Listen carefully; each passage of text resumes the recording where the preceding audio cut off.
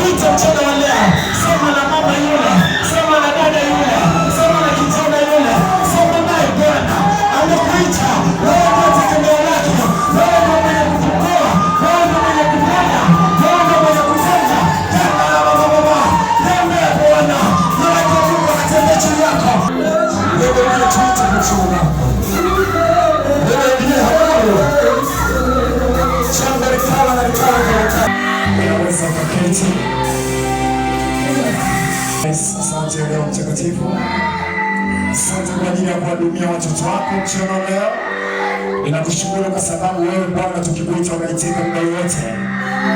Ninakushukuru kwa sababu tukisema na wewe hujawahi kutuacha. Tunasema asante kwa uwezo wako. Asante kwa nguvu zako. Asante Roho Mtakatifu, asante kwa huduma yako. Na wote kwa kinywa chetu tuseme amen. Neno letu la leo linasema nini faida ya alama unayoiweka kwa Mungu? Nini faida ya alama unayoiweka kwa Mungu? Kuna kitu kinaitwa faida, lakini pia kuna kitu kinaitwa alama. Lakini Bwana anasema na mimi, ananiambia nenda kazungumze na wana wa Mbondole, uambie faida. Nini faida ya alama unayoweka kwa Mungu? Kawaida ya faida ni matarajio ama kutarajia kupata. Ndicho tafsiri nyepesi ya neno faida. Faida ni matarajio. Unapoweka kitu unatarajia kupata kitu. Sema amen. Alama inakusaidia kufanya utambuzi. Sema kufanya utambuzi. Alama inakusaidia kufanya utambuzi. Ndiyo maana huu mfumo wa kuweka alama haujaanzia duniani. Umeanzia wapi? Umeanzia mbinguni. Sema amina. Watu hawajanielewa. Ninachokisema ni hivi, nyumba unayoishi wameiwekea alama. Alama walioweka yawezekana kikawa ni kibao cha alama cha kutambulisha hii nyumba ni namba ngapi. Amen. Ina maana uongozi wa serikali ukija unakutambua kupitia ile alama kwamba fulani anaishi katika nyumba namba fulani. Ile namba ndiyo alama inayokutambulisha. Mjumbe hapati tabu. Sikiliza nikwambie, alama haiwekwi tu kwenye nyumba. Alama inawekwa mpaka kwa Bwana. Sema amina. Amen.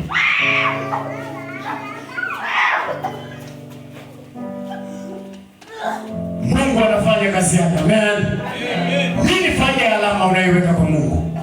Siku zote unapoweka alama, especially kwa wafugaji, unakuta mtu ana ng'ombe zaidi ya 1000. Lakini wale ng'ombe unakuta amewaandikia H. Kwa hiyo akija mchungaji yoyote akiangalia ile alama, anajua hii alama neno H, hii ni alama ya mfugaji fulani. Sema amina. Bwana Yesu asifiwe.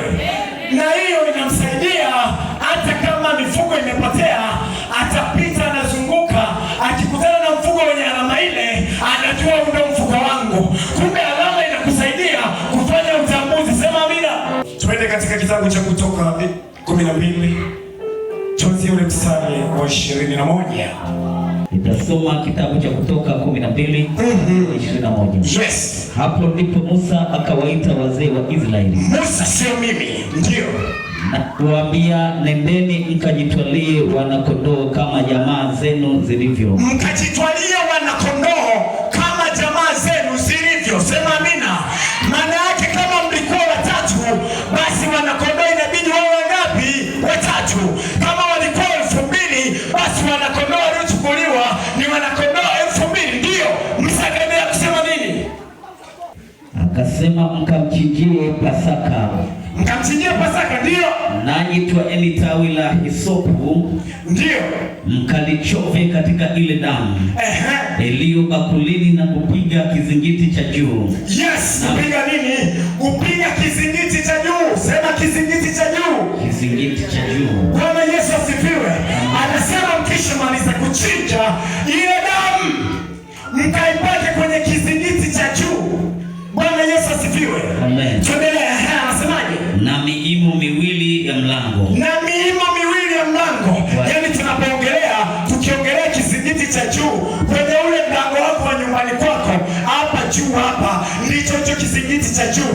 Na anaposema miimo anamaanisha upande huu na upande huu wenye mlango wako. Kwa hiyo alikuwa anapaka damu kwenye kizingiti, alafu anapaka damu kwenye miimo yote miwili ili weje wa hiyo damu iliyo katika bakuli, tena mtu yeyote miongoni mwenu asitoke mlangoni mwa nyumba yake. Jamani, tukishaiweka ile alama, tukishaiweka ile damu katika mizingiti yako, katika miimo yako, asiwepo mtu yoyote kufanyaje? Kutoka nje. Bwana Yesu asifiwe. Yaani baada ya wewe kwa umekanyaga GCC, Bwana Yesu asifiwe, sisi tunakuona ni mwanafamilia wa GCC. Sema amina.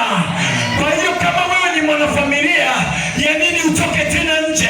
Baki nyumbani, baba anakuhitaji. Sema amina. Kwa nini utoke? Maana yake ukitoka utaenda kulishwa matango pori, ukitoka utaenda kukutana na adui, ukitoka au kukutana na baba mlezi, ukitoka adui yuko mlangoni kwako, lolote linaweza likatokea. Sema amina. Biblia inaniambia kusema kwamba ukishamaliza kufanya hilo tukio, ukishamaliza kupaka hilo damu kwenye mizingiti na miimo, mtu wenu, kabila lenu, yani mwana GCC asitoke. Sema alama ili weje, kwa kuwa Bwana atapita ili awapige hao wa Misri. Kwa sababu Bwana anataka kupita kuwapiga wale wa Misri. Sema amina. Amen. Kuwapiga wanani? Wa Misri. Kwa hiyo waliokuwa wanatafutwa ni wa Misri, sio wana wa Israeli. Wana wa Israeli wamepewa maelekezo kwamba malaika wa Bwana akiwa anapita, akiangalia kwenye mlango anakuta damu, wewe uko salama. Mungu alikuwa anafanyaje? Alikuwa anapita juu. Mwambie jirani yako kupita juu. Mwambie tena kupita juu. Watu hawajanielewa. Mungu akiwa anataka kufanya jambo lake, anafanya nje ya uwezo wa akili za binadamu. Mtu hajanielewa.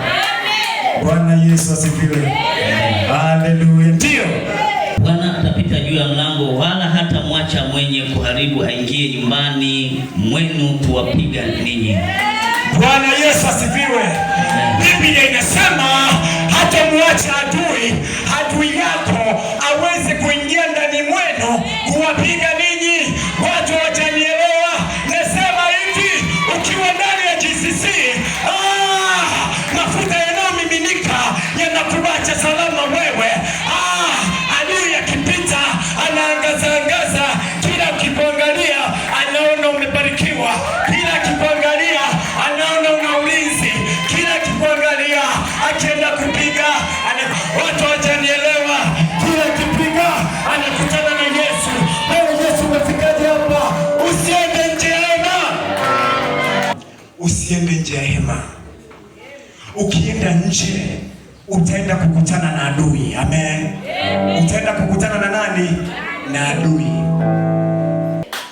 Mungu alikutengeneza akakufinyanga mpaka na yeye akakuwekea alama.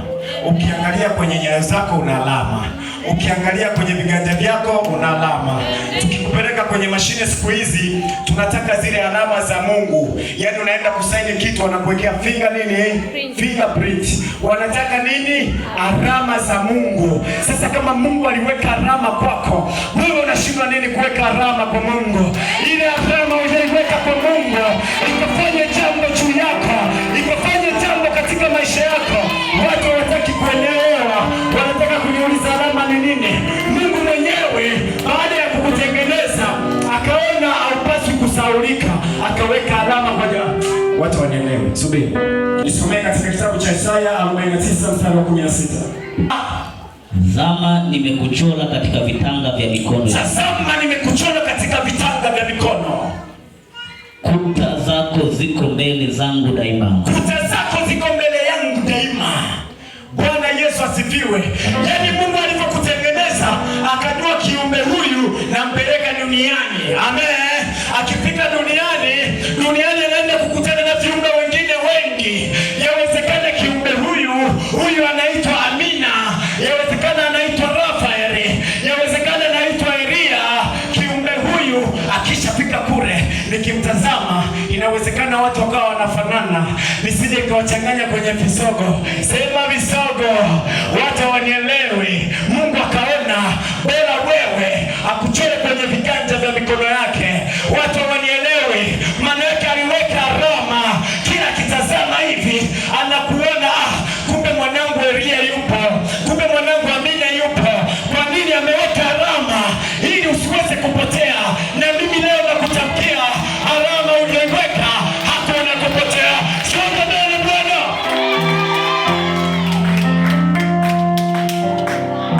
Muulize jirani yako, alama yako kwa Mungu ni ipi? Anasema ni nini? Anasema ni nini? Sisi ni binadamu ambao Mungu ametutengeneza tuishi katika dunia, lakini dunia ina wanadunia. Amen. Yani ina walimwengu. Amina. Kwa hiyo kuna muda unapita kwenye misukosuko, yani unaomba mpaka unasikia kiu ya kuomba imeisha. Unapopita katika nyakati ngumu, wewe usikate tamaa.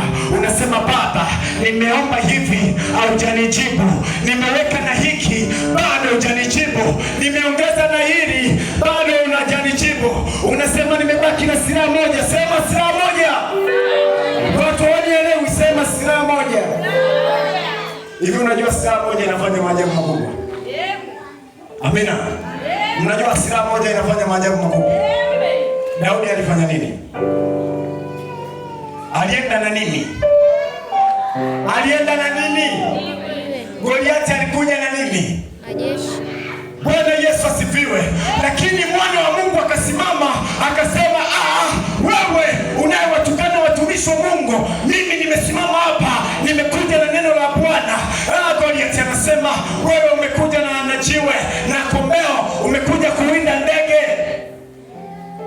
Huyu naye anajibu kwa umakini sana, kwa kujiamini, anasema, mimi sijaja na mawe, mimi sijaja na upanga, mimi sijaja na silaha, wala sijajifunga mavazi ya kivita, ila nilichokuja nacho ni jina la Bwana.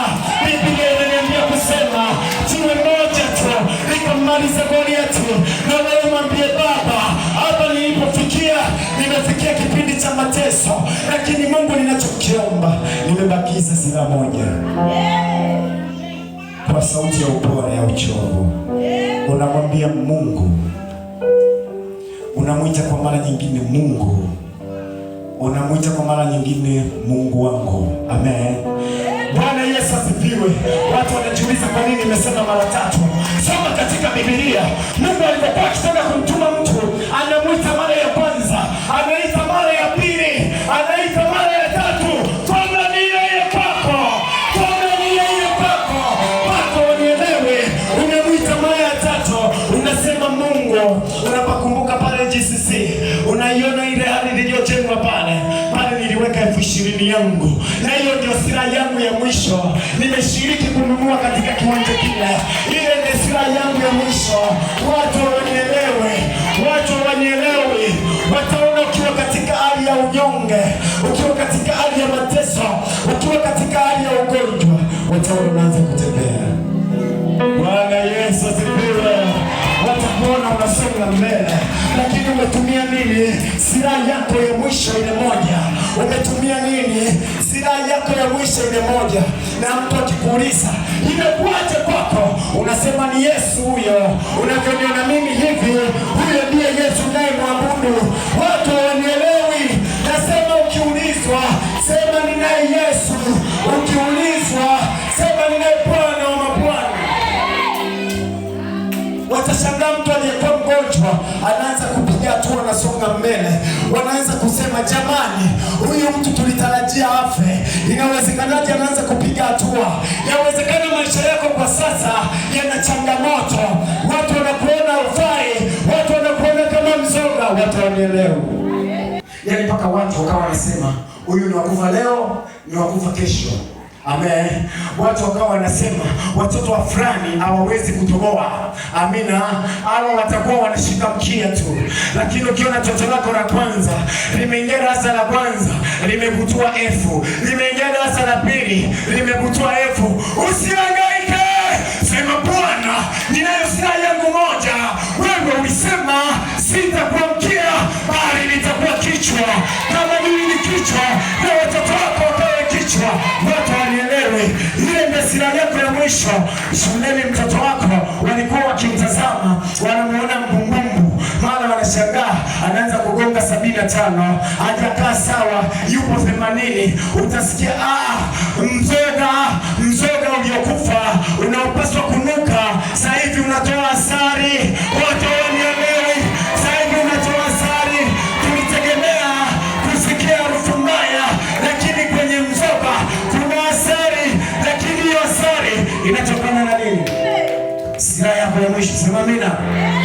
Tafutie Waamuzi 14 mstari wa 5. Tusome pale mpaka mstari wa 9. Ndipo Samsoni baba yake na mama yake wakateremkia wapi?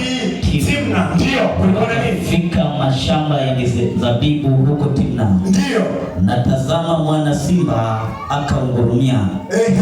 Roho Bwana ikamjilia kwa nguvu. Ndio. Naye akampasua kana kwamba anampasua mwanambuzi. Ndio. Wala hakuwa na kitu chochote mkononi mwake. Alikuwa na jina la Bwana. Ndio. Lakini hakuwaambia baba yake na mama yake aliyoyafanya. Basi akateremkia na kumzunguka na huyo mwanamke. Ndio. Naye akampendeza Samsoni sana. Kisha baadaye akarudi ili kumtwaa. Ndio. Naye akageuka kando. Ndio. Kuangalia mzoga wa huyo simba. Na tazama nyuki wengi walikuwamo. Ndio. Ndani ya mzoga wa simba. Nini? Na asali. Akatoa asali mikononi mwake. Yes. Akaenda mbele. Amen. Bwana Yesu asifiwe. Huyu ni Samsoni, anaenda na mama yake na wazazi wake, wanaenda Timna, walikuwa wanaenda kumwangalia mwanamke. Lakini cha ajabu, wakati wapo njiani, Samsoni akakutana na simba akamrukia. Sikiliza nikwambie, kuna muda unaweza ukafika sehemu unapitia changamoto, ukajishangaa hii nguvu imetoka wapi? Sio nguvu yako wewe, Bwana ameshasimama pamoja na wewe. Biblia inasema Roho wa Mungu akamjia kwa njia ya ajabu sana, akamkamata yule simba, akamlalua, kisha akaondoka zake. Wakati anarudi akakuta yule simba ameoza. Sema ameoza. Lakini cha ajabu, ule mzoga unaopaswa kutoa harufu mbaya, ule mzoga unaopaswa